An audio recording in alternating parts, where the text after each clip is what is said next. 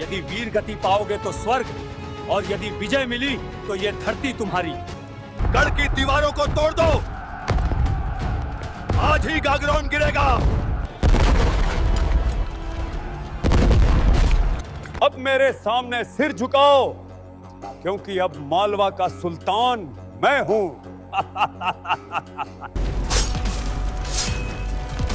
तो तुम क्या चाहते हो कि हम हाथ पर हाथ धरे बैठे रहें? अभी भी मौका है तेरे पास, इस्लाम कबूल कर ले, नहीं तो तेरा सिर धड़ से अलग कर दिया जाएगा। जनवरी 1518 मांडू पर दो सुल्तानों की छाया फैल चुकी थी। मुजफ्फर शाह और महमूद खिलजी ने अपनी फौज को ऐसे बिछाया कि किले के चारों ओर एक लोहे का घेरा बन गया। पहला वार तलवार से नहीं, रसद से किया गया। हर पगडंडी, हर घाटी, हर जल स्रोत पर पहरा बैठा दिया गया। भोजन सामग्री के सभी भंडारों को आग के हवाले कर दिया गया। हुजूर, दक्षिण का मार्ग कल रात सील कर दिया गया है। उत्तरी पहाड़ी रास्तों पर भी चौकियां तैनात कर दी हैं। अब किले तक पत्ता भी नहीं पहुंच पाएगा। अच्छा, अब देखना इन ऊंची दीवारों के पीछे भूख कैसी बगावत कराती है।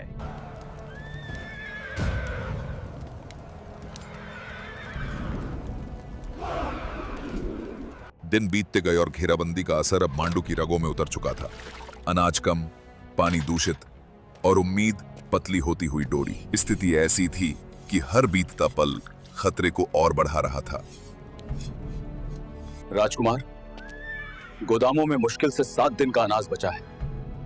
घोड़े भी भूख से कमजोर पड़ गए हैं। मुजफ्फर तलवार से पहले पेट पर वार कर रहा है, और अगर हमने रास्ता न निकाला तो हमारी स्थिति और बदतर हो जाएगी। पिताजी यहाँ होते तो कोई रास्ता अवश्य निकालते। हमें उन तक संदेश पहुंचाना होगा। पर राजकुमार, हम यहाँ से निकलेंगे कैसे? बाहर घेराबंदी बहुत सख्त है। राजपूतों के लिए कुछ भी असंभव नहीं। चिंता मत करो, एक लिंगजी सदैव हमारे साथ है। दो राजपूत योद्धा बड़ी सतर्कता से किले से बाहर निकले और घने जंगलों को पार करते हुए उत्तर मालवा पहुंचे, जहां मेदिनी राय अपने आगामी सैन्य अभियान की तैयारियों में व्यस्त थे।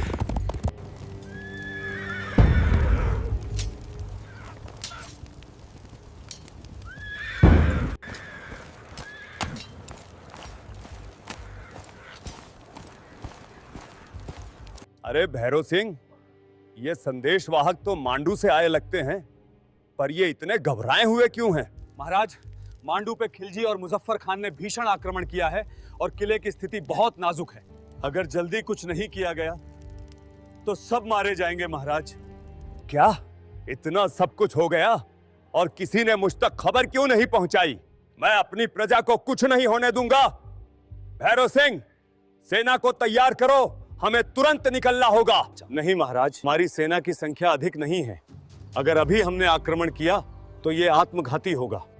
तो तुम क्या चाहते हो कि हम हाथ पर हाथ धरे बैठे रहें? नहीं महाराज, हमें समझदारी से काम लेना पड़ेगा। हमें चित्तौड़ जाकर महाराणा सांगा से सहायता मांगनी होगी। ठीक है, राजकुमार से कहो कि किसी तरह दुश्मन को उलझा कर रखें, तब तक हम राणा जी से सहायता मांग कर आएंगे। जो हुक्म महाराज। मेदिनी राय का संदेश राजकुमार तक तुरंत पहुंचाया गया।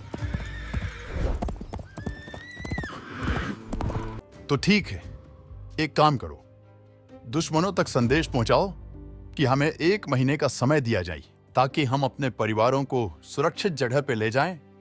उसके उपरांत हम किला खाली कर देंगे।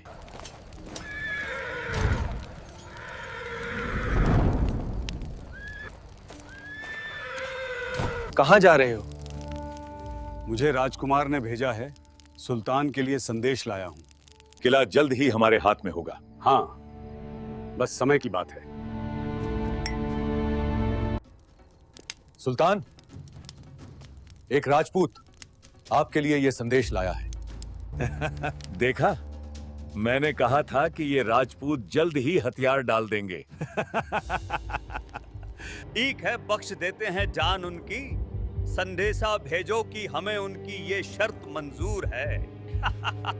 मेदिनी राय चित्तौड़ पहुंचते हैं और राणा सांगा को मांडू पर हुए आक्रमण की पूरी जानकारी सुनाते हैं। राणा सांगा ये सुनकर बहुत व्यथित होते हैं और मेदिनी राय उन्हें पूरा घटनाक्रम शुरुआत से समझाते हैं। ये कहानी की शुरुआत होती है महमूद खिलजी के मालवा के सुल्तान बनने से। अब मेरे सामने सिर झुकाओ, क्योंकि अब मालवा का सुल्तान मैं हूं। जहानपना, इन हिंदुओं की दौलत तो बस शुरुआत है। असल फायदा तो अब हिंदुस्तान की रागों से निकलेगा।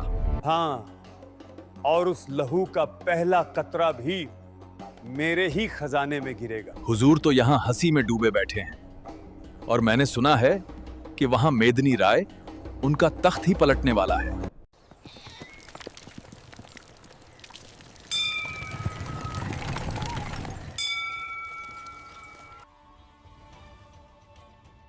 इस बार राजस्व इतना कम क्यों है? हुजूर, बारिश नहीं हुई, खेत सूखे रह गए। महमूद खिलजी हिंदुओं से जबरन कर वसूल करता था, इसलिए मेदिनी राय ने प्रजा की रक्षा के लिए उसे तख्त से हटाने का फैसला किया।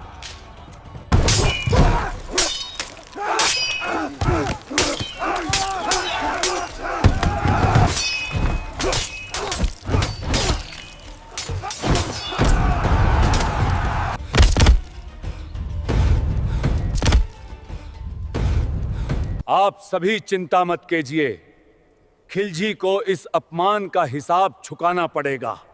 मेदिनी राय ने खिलजी को मारने के लिए कुछ राजपूत योद्धाओं को भेजा।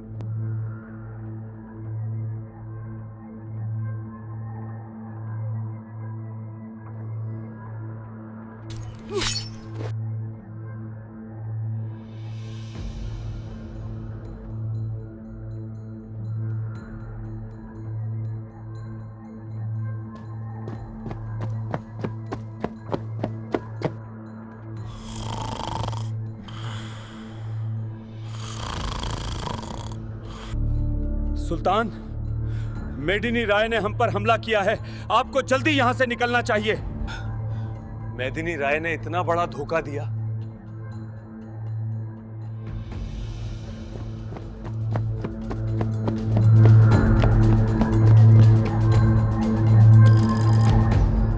खिलजी तुरंत गुप्त रास्ते से महल से बाहर निकल गया। कब तक छुप के बैठेगा खिलजी के बच्चे? तेरा अंत आ गया है।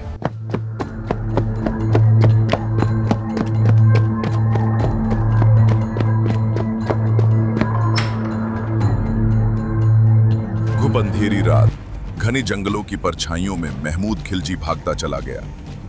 कांटों और झाड़ियों को चीरते हुए उसका एक ही लक्ष्य था, गुजरात पहुंचना और मुजफ्फर शाह की शरण लेना।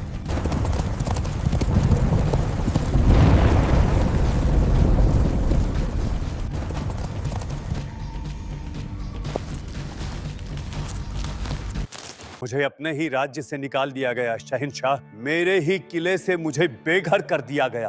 क्या तुम होश में तो हो खिलजी? हाँ सुल्तान, जिन दीवारों ने मेरे हुक्म सुने थे, आज वो किसी और की तलवार के नीचे झुकी हैं। मुझे जिल्लत का हिसाब चाहिए शहंशाह, हिसाब चाहिए। किसने किया? महमूद, कौन है वो जो तुझे धूल चटा गया? अलवा का एक राजपूत सरदार मेदिनी राय, जिस पर मैंने भरोसा किया, जिसे मैंने अपने दरबार में जगह दी, आज मुझे ही मेरे तख्त से नीचे फेंककर खुद मालिक बना बैठा है। क्या मेदिनी राय अब मालवा के सुल्तान हैं? सुल्तान नहीं, वो गद्दार है। आज उसने मेरा तख्त छीन लिया तो वो तुम्हारी सरहदों तक पहुंच जाएगा। उसकी नजर अब सिर्फ मालवा पर नहीं, पूरे गुजरात पर है। तेरे पास तो फौज थी, तोपें थी, क्या सब एक गद्दार से हार गए? कुछ वफादार बचे थे, लेकिन ज्यादातर या तो युद्ध में मारे गए या डर कर मेदिनी राय के साथ हो गए। तेरी आवाज अब सिर्फ तुम्हारी दीवारों तक पहुंचती है शहंशाह। अगर मैं तुझे दोबारा तख्त दिला दूं, तो बदले में मुझे क्या मिलेगा? गुजरात और मालवा की सीमा के सारे किले आपके नाम होंगे। सभी व्यापारिक कर आपके खजाने में जाएंगे। क्या तुम अपनी जमीन बांटने के लिए तैयार हो? अगर मेरा मान सम्मान लौट आए तो मेरे लिए यही सबसे बड़ी जीत होगी। सुन, अब तेरा अपमान मेरा अपमान है। मेदिनी राय ने जो बीज बोया है, उसका बदला मैं लूंगा। पूरी कहानी सुनकर राणा सांगा आग बबूला हो उठते हैं और तुरंत मेदिनी राय के बेटे की रक्षा के लिए निकलते हैं। सुल्तान, हमारे जासूसों ने खबर भेजी है कि मेदिनी राय राणा सांगा की सहायता से हम पर आक्रमण करने के लिए निकल चुका है। क्या? अब मैं बताता हूं इनको मुझे धोखा देने का नतीजा। सैनिकों, तुरंत किले पर हमला करने की तैयारी करो।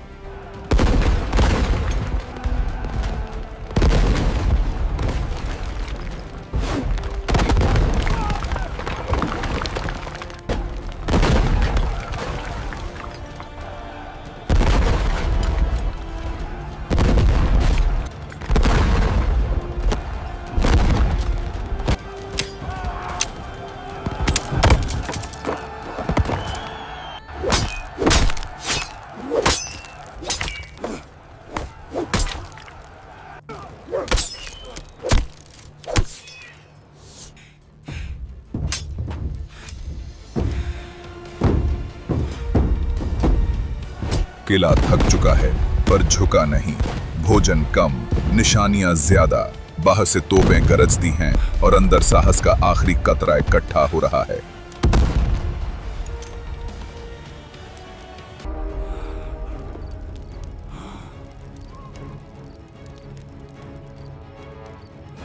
वीरों, हम थके अवश्य हैं पर टूटे नहीं। हमारे कंधों पर राजपूताने के गौरव को बचाने की जिम्मेदारी है। वो हमसे पीठ दिखाकर भागने की मांग नहीं करता। सुनो, भगवत गीता ने कहा है, हतो वा प्राप्स्यसि स्वर्गम जित्वा वा भोक्ष्यसे महीम। यदि वीर गति पाओगे तो स्वर्ग, और यदि विजय मिली तो ये धरती तुम्हारी। तो बताओ, हम किसके लिए जन्मे हैं? धर्म के लिए, मातृभूमि के लिए। हर हर महादेव। गर्व से भर उठेगा हमारे आने वाली पीढ़ियों का सीना जब वो आज का इतिहास पढ़ेंगी। जो मेरे साथ है वो अपना कदम आगे बढ़ाए, जो मेरे साथ है वो अपने डर को यहीं गिरा दें। आप चिंता मत कीजिए राजकुमार, एकलिंग जी की सौगंध, रक्त के आखिरी कतरे तक अपनी मातृभूमि की रक्षा करेंगे।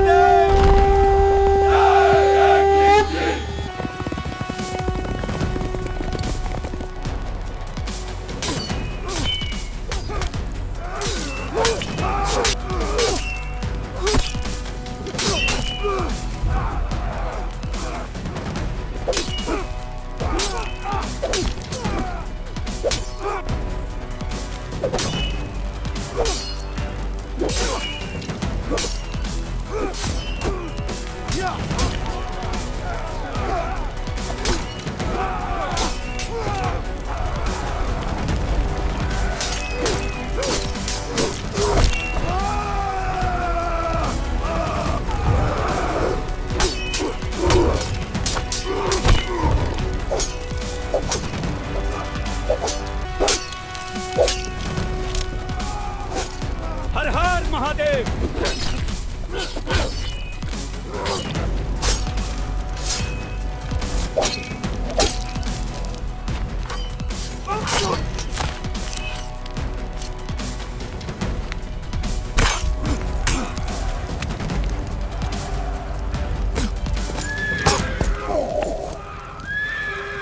अभी भी मौका है तेरे पास। इस्लाम कबूल कर ले, नहीं तो तेरा सिर धड़ से अलग कर दिया जाएगा। जान की परवाह तेरे जैसे कायर करते हैं खिलजी। मौत भी एक सच्चे सनातनी को झुका नहीं सकती।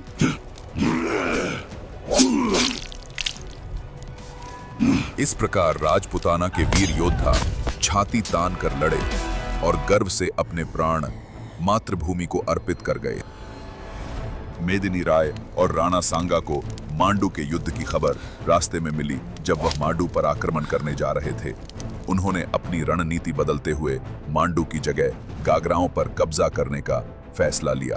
राणा सांगा ने मेदिनी राय का साथ देकर मालवा पर निर्णायक आक्रमण किया। गागरोन की लड़ाई में सुल्तानी सेना पर विजय मिली, किला अधीन आया और राणा सांगा ने गागरोन मेदिनी राय को सौंपकर उनके अधिकार में दे दिया। गागरोन की हार की खबर जब खिलजी और मुजफ्फर खां तक पहुंची तो दरबार में सन्नाटा छा गया। आसिफ खां, अब वक्त आ गया है, फौरन रवाना हो और खिलजी की सहायता करके गागरौन को तबाह कर दो। जो हुक्म सुल्तान, आपका हुक्म सर आंखों पर।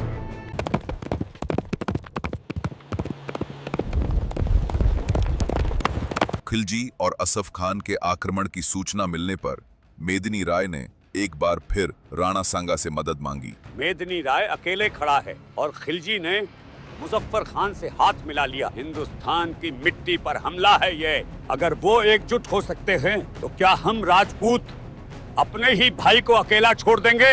हमारी तलवारें केवल शरीर नहीं, आत्माएं भी चीर देती हैं। आज अगर मेदिनी राय अकेला गिरा, कल राजपूताना भी चुपचाप गिरेगा। मेदिनी राय से कहो, हम उसकी मदद अवश्य करेंगे। राजपूत रक्त अभी जीवित है। हर हर महादेव। जी की।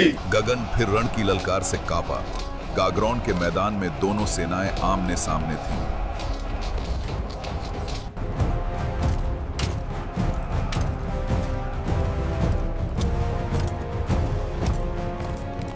खिलजी और असफ खान अपनी विशाल सेना के साथ आगे बढ़ रहे थे। जंग शुरू हो चुकी है सुल्तान, और राणा सांगा से जीतना किसी के बस की बात नहीं। मेदिनी राय की बढ़ती ताकत तो आज ही कुचलना होगा। राणा आए या कोई और, हमला तय है। गढ़ की दीवारों को तोड़ दो, आज ही गागरौन गिरेगा।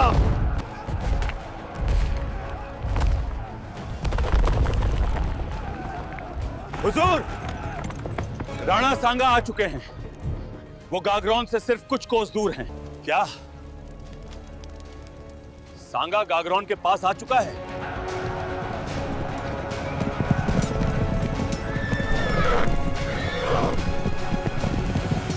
हर हर महादेव।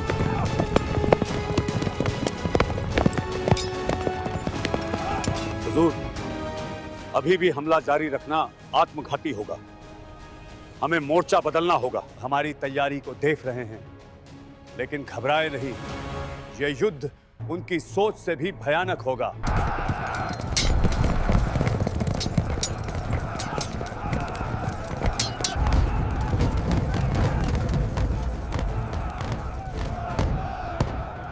आज हमारी तलवारों से सिर्फ लोहा नहीं, हमारी आन बान और शान भी टकराएगी। याद रखो, ये धरती, ये हवा सब हमारी है। या तो हम विजय का ध्वज लहराएंगे या इस रेत में अपने रक्त से अमर कथा लिखेंगे।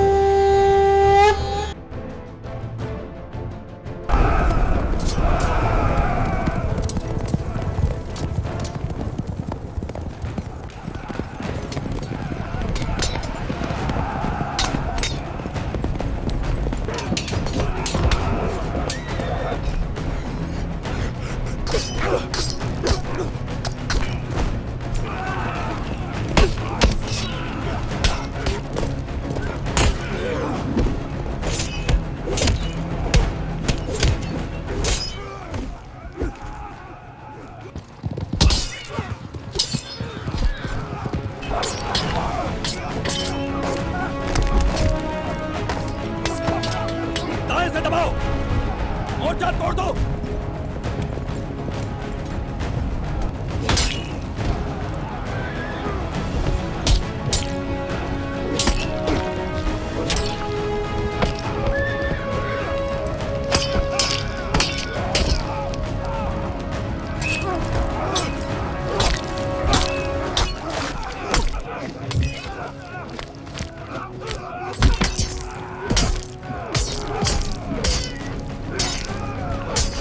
हर हर महादेव।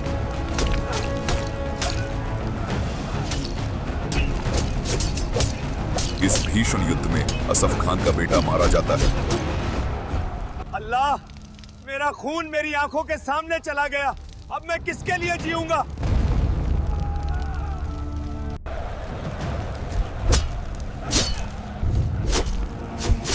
महमूद खिलजी ने साहस पूर्वक युद्ध किया, पर अंततः राजपूत वीरों ने उसे रणभूमि में परास्त कर बंदी बना लिया। हर हर महादेव।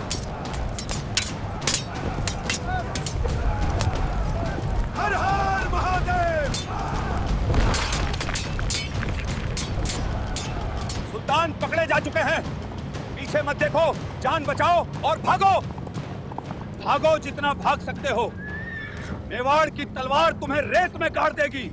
राणा जी, हमने गागरौन जीत लिया, लेकिन इस धरती की प्यास हमने अपने ही रक्त से बुझाई है। हर जवान जो गिरा अपने पीछे एक गांव का चूल्हा बुझा गया। पर शायद यही मातृभूमि की यही कीमत होती है और हर पीढ़ी को अपना हिस्सा चुकाना पड़ता है। राजपूतों के लिए सम्मान का मार्ग हमेशा अग्निपथ का रहा है, क्योंकि इतिहास में अमरता बलिदान से मिलती है, चुप्पी से नहीं। आज गागरौन नहीं जीता गया, आज अपने स्वाभिमान को फिर से खड़ा किया गया है। जो मिटा देना चाहते थे उन्हें दिखा दिया कि ये रक्त बह सकता है पर झुक नहीं सकता। और इस प्रकार वीरता और पराक्रम की गाथा लिखते हुए यह महायुद्ध अपने निर्णायक अंत तक पहुंचा।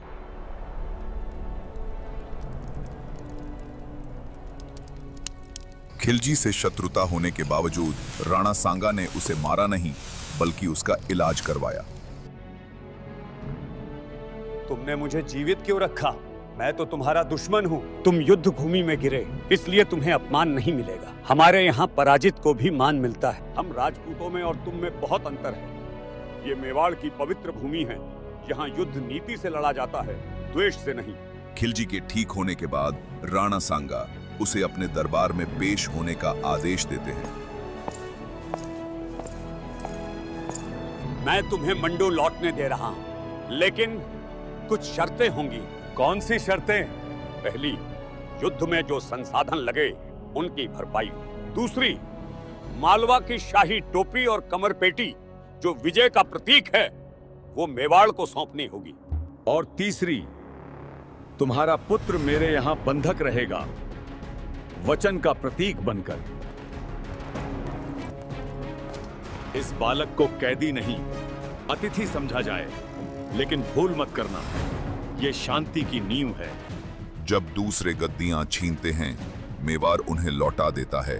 यही फर्क था, यही सम्मान था। लेकिन जिस पर रहम किया गया, वही खिलजी बाद में उसी रहम के खिलाफ खड़ा हुआ।